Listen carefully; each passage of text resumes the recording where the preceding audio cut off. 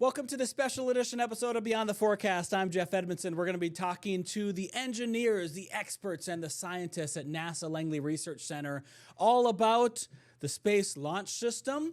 We're going to be talking about Artemis II and the future missions as we preview the return to the moon. Now, before we get into the interviews, I just have to bring up a little update after we interviewed all these scientists at NASA's Langley Research Center. There was an announcement from NASA Administrator Jared Isaacman, and it's all about this timeline right here. So we have a new mission. So Artemis II still going to be sending our astronauts around the moon on a free return trajectory where they just kind of go around the moon. Then in 2027, Artemis III will be docking with the various spacecraft that'll bring our astronauts to the lunar surface from SpaceX and also from Blue Origin. So that's the new mission. Artemis IV will bring us back to the surface of the moon. That'll still be in 2028. So our return to the surface is still scheduled for 2028, but we're adding a mission in between there. The whole goal for that is to increase the launch cadence, increase the reliability, because we're good at it. If we can get this thing going right now, we can get another one built right away and get it back to the moon. That's the goal. And maybe also to reduce the cost. If you can get a universal design of a spacecraft, SLS, Space Launch System, then you can reduce the cost and you kind of get good at what you need to do to assemble it. So I just wanted to give the update from NASA Administrator, and we're now going to go to those interviews at NASA Langley Research Center. We're going to learn all about this thing. This is just a scale model, but we're going to learn about the real rocket and what they're going to be looking for as we get ready to return our astronauts to the moon. We're back at NASA Langley Research Center. Sitting next to me, Paul Tartibini, aerospace engineer, and we're talking all about what you have done and your team has done in regards to Artemis and the SLS rocket. That's right, yeah. So from pad all the way to outer space, to orbit, right? That's correct, yeah. So I'm part of a team that's with the NASA Engineering and Safety Center, so focused on safety. And one of the things that we call it the NESC, and one of the things the NESC has asked us to do is to put together an independent simulation of the whole launch. And so, you know, it's just like anything you do in your life that's important. If you're balancing your checkbook, you might want someone else to check it, right? You might want.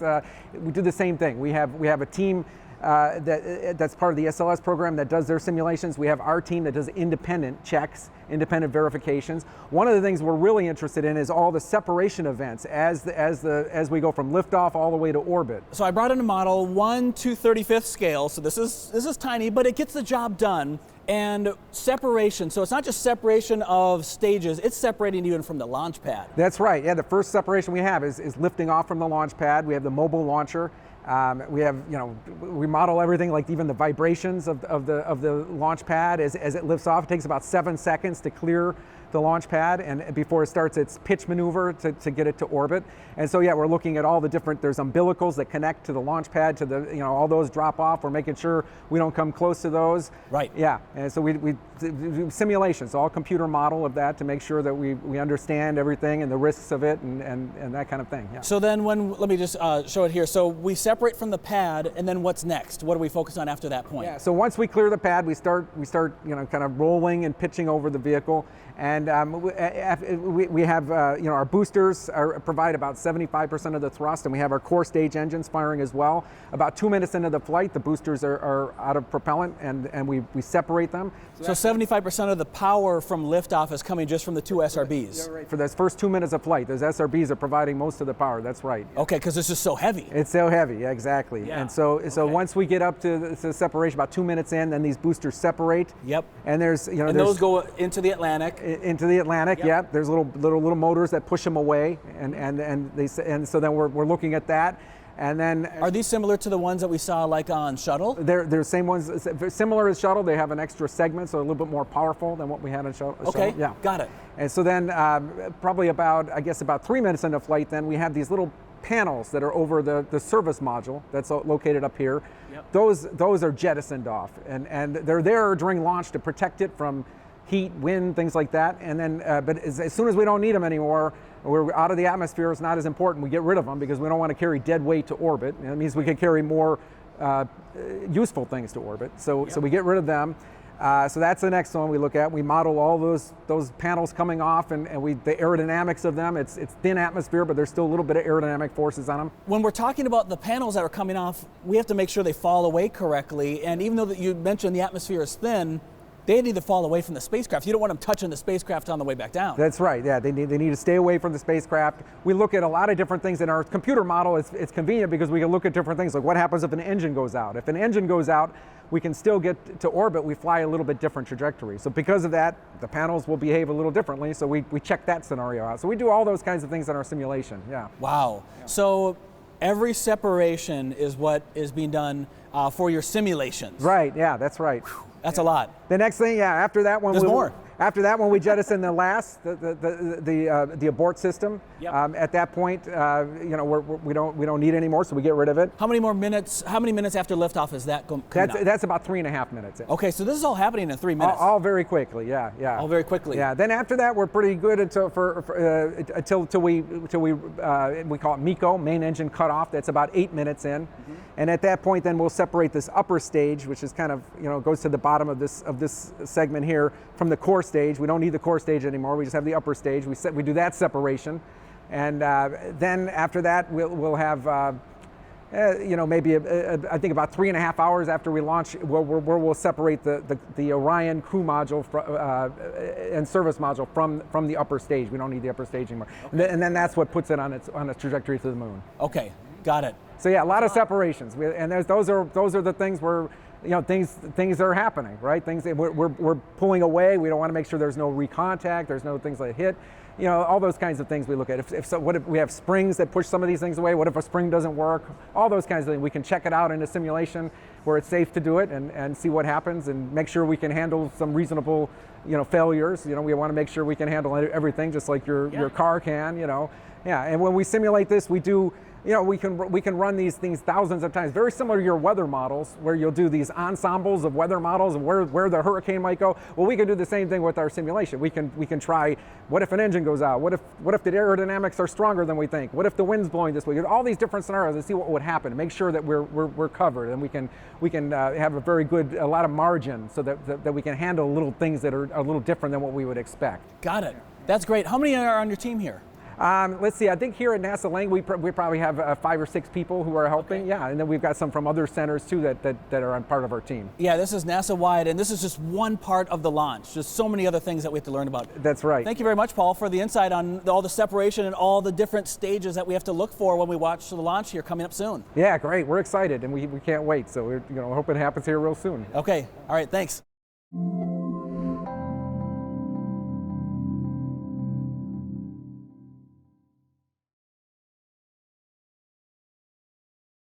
Welcome back. We're here at NASA Langley Research Center. Joining me, Jeremy, Dave. We're talking about SLS. We're talking about this vehicle, and you both have been working on this for a very long time here at NASA.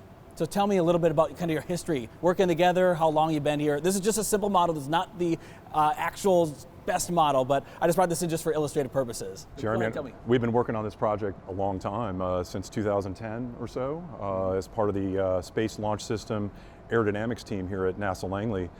We work with a great group, about 30, 40 people on the team, and we focus on the aerodynamic databases that are associated with keeping the pointy end of the rocket toward the target of space and orbit. Yep. So I've come to your offices and your area, your testing area before, and it's not just looking at this model. We've also looked at the other versions of Artemis II. So tell me about that and what's kind of the difference in between each one. Sure, yeah. So the Space Launch System is a family of rockets. The one that's on the pad right now at Kennedy Space Center is the Block 1 vehicle. We've got bigger, more powerful versions of the rocket, Block 1B, and in the future Block 2, to take more payload to the moon, humans and large payloads. So are each version of the block, like this could be the one for the crew, the other ones, are they a little bit larger? Correct, yeah. Okay. Taller, larger, bigger fairings, bigger payload capacity. So what about the SRBs? Would those change, or those pretty much stay the same?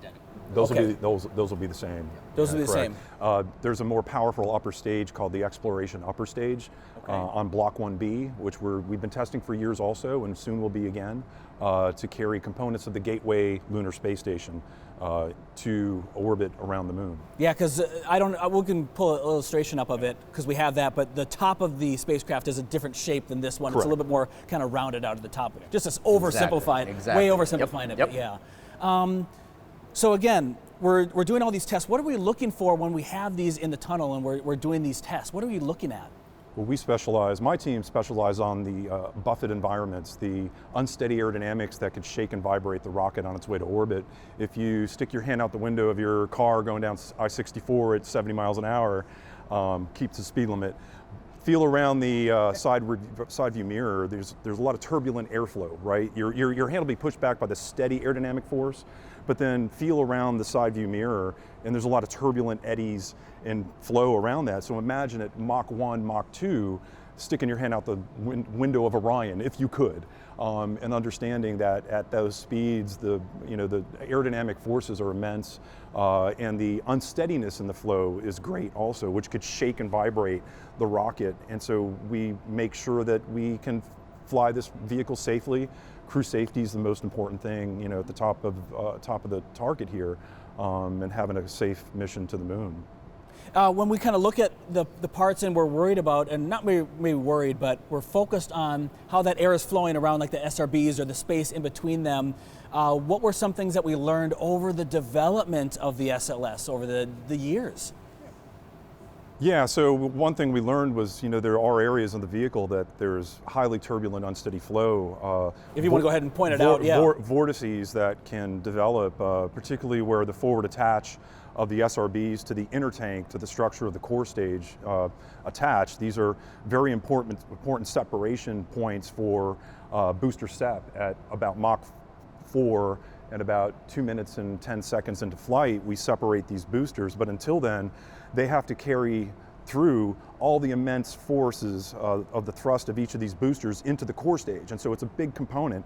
And so the flow around that region is very turbulent. And we learned from Artemis I that we could have some higher than expected vibratory environments that we addressed in post-flight analyses and testing. Okay. You mentioned Artemis I, and you mentioned before when I've talked to you before, about there's sensors that you have all over the spacecraft. Give me an overview of that. There's a lot to learn, but give me an overview of that. Yeah, so on the rocket that's sitting on the launch pad right now, we've got several hundred sensors that we as a team are going to be looking at hours before launch, before we start tanking the vehicle, making sure those instruments and sensors are healthy. And as we tank the vehicle, we can see changes in the signal on those sensors because we're loading cryogenic propellant in the rocket. And so we want to make sure that those sensors are in good health before we launch. And as we launch, as we fly through the atmosphere, we can monitor and look at how the vehicle is flying and how it correlates to the tests that we completed in the wind tunnel years before. What are we looking at with these sensors? I know there's a lot of things, but give me some examples, like what are they sensing? What are they observing? Yeah, most of them are pressure sensors, so steady and unsteady pressure sensors. That's mostly what we look at from an aerodynamics perspective. And of course, internally, there's strain gauges and accelerometers that measure the vibration and vibratory environments too. So there's a whole suite of instrumentation on board this vehicle, thousands of sensors really, if you look at all the different disciplines that it takes to build a rocket, the thermal, structural loads, and of course the aerodynamics. Between all of those disciplines, there are thousands of sensors that are being telemetered down, beamed down to the ground, and recorded on board in order to provide data for post-flight analyses to ensure the safety of flight, right? To understand this vehicle, the first few flights of any rocket, launch vehicle, spacecraft have, it's very highly instrumented. It's our full-scale wind tunnel model we like to joke about, right? Yeah. You've seen our models in the wind tunnels here at Langley, and that's our realm too. But flight test is really the biggest wind tunnel. The true full-scale wind tunnel model is getting the real data and then comparing it to the test data from the wind tunnel, and then tweaking the model, and then tweaking the design. Where things didn't quite line up as expected, which in any program you learn these things through flight, and you tweak and converge to a final solution where we could then perfectly say that we could fly this in a operational sense for years to come. One thing about the real spacecraft, SLS, versus a model like we have here or one that you've tested, is that foam, that orange area, is not smooth. It's put on by a human, it's done the best they can, but there's imperfections. So what is that in relation to kind of the real life, like to testing? Sure, yeah. In the test, we have to simplify the models, right? And they're very small. So in reality, we're going to learn a lot. Artemis II is only our second flight. This is our second data point. Shuttle had over 130 flights, and they were still learning about the vehicle after 130 flights, right? So we are going to learn a lot about what those imperfections, how those affect what we predicted the flight was going to be prior, using very simplified models, and the wind tunnel and the computational models are also simplified. When we're watching SLS and the Artemis II crew, and then maybe and eventually Artemis III crew go up, what do you want the viewers to think about as we're watching the rocket ascend through the atmosphere? I can only think about the immense power of the engines and the elegance in the design, and the thousands and thousands and thousands of hours, and the thousands of people that contributed toward getting that launch off is just immense. It's an honor to be part of. It is, and to be thinking in terms of Langley's contributions. Yes. Langley's always been at the forefront in terms of aerodynamics and wind tunnel testing and things like that. And it's not just spacecraft; it could be aircraft as well. Exactly, aircraft and spacecraft, and it goes back to 1917 when the NACA was founded here. We had wind tunnels, and we were doing this type of research back then. And so, to me, there's two really big milestones for this Artemis II flight: getting out of the atmosphere, that whole part where we're going from 0 to Mach 5 through the atmosphere, and then coming back, the capsule coming back at 35 times the speed of sound and hitting the atmosphere and heating up, becoming some sort of a fireball with the heat shield protecting the crew. That part is also where Langley contributes, right? Anywhere. The structures and materials requirements of that heat shield is immense. Yeah. And so Langley plays a role and has played a role in the development of the Artemis II heat shield, absolutely. Yeah. We did a previous episode of Beyond the Forecast talking about the heat shield and looking at the heat shield from Apollo 12 that's just down the street, and seeing how it works with Orion coming up is going to be fascinating. Can't wait. Very exciting. It's going to be exciting. Well, we're looking forward to the launch. Thanks again for your time. Absolutely. Jeremy, David, thank you. We'll be back in just a little bit.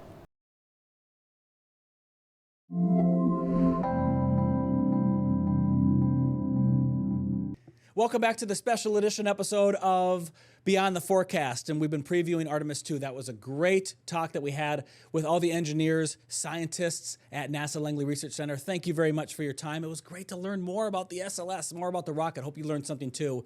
It's amazing how much thrust is being produced by those SRBs, those solid rocket boosters on the side of the vehicle. So again, just a little overview of the SLS vehicle. This rocket, 322 feet tall. The core stage is 212 feet tall. So basically this whole chunk here is all fuel just to get this tiny little spot, or the Orion capsule, into orbit and on its way towards the moon. The SRBs, there's two of them, these two white areas. Each one is 171 feet long and 12 feet in diameter. So they're huge. The total weight is 5.75 to 6.2 million pounds, and this thing can produce 8.8 million pounds of thrust, maximum thrust, at liftoff. It uses 4 RS-25 engines, these black areas right here, these black bells, same engines that we used on the space shuttle. So that's kind of fun. Great to see it launch again, hopefully very soon.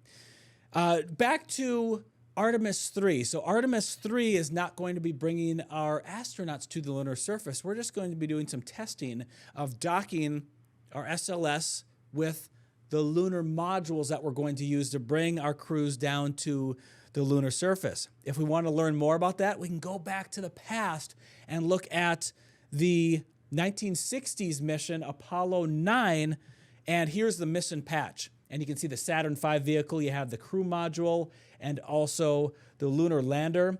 The astronauts on board, you can see their picture right here. Great photo, great, definitely love this. So this is looking at the crew of Commander James McDivitt, Command Module pilot David Scott and Lunar Module pilot Rusty Schweikart. Now, 3 of those crew, 3 astronauts, testing the vehicle in Earth's orbit to make sure that their trip around the Earth was safe. You can see the lander right there that they tested with. You can see the crew standing in front of Pad 39A when the vehicle launched back on March 3rd of that year, 1969. And finally, when they're doing some EVA testing, that's when Rusty performed a 2-hour spacewalk to test the portable life support system, otherwise known as the backpack, that astronauts would later use on the lunar surface. Again, as we see them orbiting the Earth, the crew practiced the complex transpose, dock, and extraction maneuver where the command module pulls the lunar module out of the rocket's top stage. Really complicated stuff. And if they couldn't do this while orbiting the Earth, they wouldn't want to be able to do that. They wouldn't be able to do this orbiting the moon because now there's more risks involved. So this is back to Apollo 9, which is essentially what Artemis III will be in the next year, in 2027. So as we look to the Artemis III, that's going to be testing the new spacesuits in microgravity and also performing the first ever docking of the Orion and the commercial landers. That's SpaceX's Starship and also the Blue Origin. So we're going to be docking Orion. This model is 1/48 scale. We're going to be docking this to the Blue Origin and also the SpaceX commercial landers that are still being developed right now. This is all about risk mitigation. So what's risk mitigation? That's when NASA believes that doing that handshake in Earth's orbit is a lot safer than trying it for the first time at the moon. I totally agree with that. I think that's great. Remember, going to Artemis II, the mission that's going to be launching here sooner, not the one that's going to be doing all the docking, but the one that's going to be launching sooner, that is going to be a mission that is 10 days long. Let's see if I can get the animation for you right here. This is a 10-day mission that's going to be sending our 4 astronauts, Reed Wiseman, Victor Glover, Christina Cook, and also Jeremy Hansen around the moon. It's going to be a lunar flyby. First time we've done this, and we've left Earth's orbit. Humans have since 1972. There have been some setbacks, but we're hoping that everything can be up to date and fixed up as we look ahead. I'm very excited for Artemis II as the moon makes that free return trajectory, as you see as it goes around that line that goes around the moon there. Here's kind of a real version of it that's more to scale. Artemis II, the crew will be doing that loop around the Earth really fast, swinging out there, getting a little bit of energy, and blasting their way towards the moon. They fly towards the moon. The moon meets up with them, and then, hey, there's the moon, and let's come back now to Earth. So that's what a free return trajectory kind of looks like from a realistic perspective in terms of scale and how it kind of would look if you were just floating above the Earth and the moon as they are around each other as the moon orbits the Earth. So fun to see that. We're going to have more on Artemis II, Artemis III, Artemis IV, and excellent interviews. We're going to look at the future of those missions with more scientists from NASA Langley, and we're also going to see if we can play back that interview that we had with astronaut Victor Glover here when he was back in town, a couple of years ago. Thanks for watching this episode of Beyond the Forecast. This is a fun special edition episode. It's great to get those interviews to share with you. We'll see you next time for another episode.